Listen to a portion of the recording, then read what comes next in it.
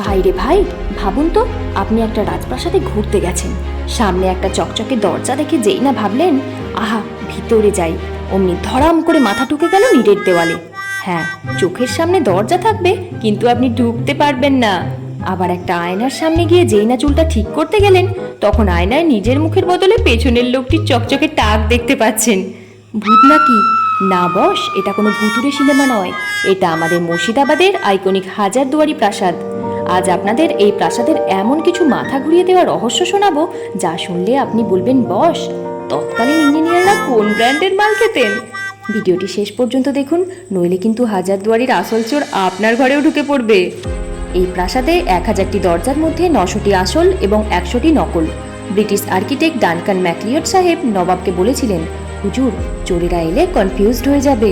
হলো তাই, চোর বা শত্রুরা ভেতরে ঢুকে পালাবার সময় দরজায় ধাক্কা মারলেই কপাল ফেটে চৌচির, আর প্রহরীরা পেছন থেকে এসে বলতো কেমন দিলুম।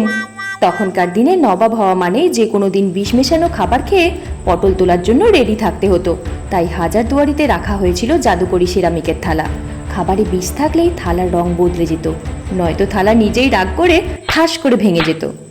নবাবেরা খেতেন কম, প্লেটের দিকে চেয়ে থাকতেন বেশি। আজ ডিম দিয়ে আমরা অমলেট বা পোচ বানাই, আর নবাবেরা বানিয়ে ফেলেছেন আস্ত রাজপ্রাসাদ। হ্যাঁ, এই বিল্ডিংয়ে কোনো সিমেন্ট নেই, চুন সুরকির সাথে লক্ষ লক্ষ ডিমের কুসুম আর বিউটির ডাল পিষে আঠা বানানো হয়েছিল। জাস্ট ভাবুন, অমলেট খাওয়ার বয়সে ওনারা দেওয়ালে ডিম লেপেছেন, আর সেই জন্যই আজ পর্যন্ত কোনো ভূমিকম্প একে নড়াতে পারেনি। মুর্শিদাবাদের গরমে যখন সাধারণ মানুষের চর্বি গলে যায়, তখন এই প্রাসাদের ভেতরে নাকি গায়ে চাদর দিতে হয়। কেন জানেন? কারণ দেওয়ালগুলো 8 থেকে 10 ফুট চওড়া। আপনার ঘরের দেওয়াল মাত্র 10 ইঞ্চি, আর এখানকার দেওয়াল একটা গোটা ঘরের সমান চওড়া। ভাগীরথী নদীর হাওয়া এসে এখানে ন্যাচারাল এসির ফিল দেয়। বিল কিন্তু একদম জিরো। আয়নার সামনে আপনি একা দাঁড়িয়ে লাখ চেষ্টা করলেও নিজের সেলফি বা পাউট করা মুখ দেখতে পাবেন না, কিন্তু আপনার পেছনে যদি কেউ দাঁড়িয়ে পকেট মারার চেষ্টা করে, তাকে একদম হাই কোয়ালিটিতে দেখতে পাবেন। নবাবরা এটি ব্যবহার করতেন যাতে পেছন থেকে কেউ এসে খতম করে দিতে না পারে। একটা বড় ভুল ধারণা ক্লিয়ার করি, হাজারদুয়ারি কিন্তু সিরাজউদ্দৌলার প্রাসাদ নয়।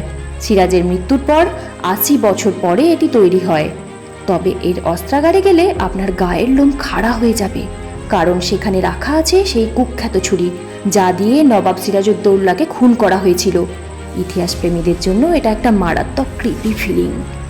এখানকার বিশাল কামানটি ইতিহাসে মাত্র একবারই ফায়ার করা হয়েছিল, কিন্তু সেই বাপের বয়সী আওয়াজ আর কম্পন এতটাই খতরনাক ছিল যে 10 মাইলের মধ্যে থাকা গর্ভবতী মহিলারা ভয়ের সময়ের আগেই বাচ্চা প্রসব করে ফেলেছিলেন। মানে এক ফায়ারে হাজারো ডেলিভারি। তাই এর নাম বাচ্চাওয়ালি তোপ। দরবার হলের ঝাড়বাতিটি রানী ভিক্টোরিয়া গিফট করেছিলেন। এটি লন্ডনের বাকিংহাম প্যালেসের পর পৃথিবীর দ্বিতীয় বৃহত্তম ঝাড়বাতি। একসময় এটিতে 1001টি মোমবাতি জ্বলত। ভাবুন একবার, মোমবাতি জ্বালাতেই তো হাফ লাইফ পার হয়ে যেত কর্মচারীদের। লোককথা অনুযায়ী মাটির নিচ দিয়ে নদীর তলা দিয়ে নাকি গোপন সুড়ঙ্গ ছিল পালাবার জন্য।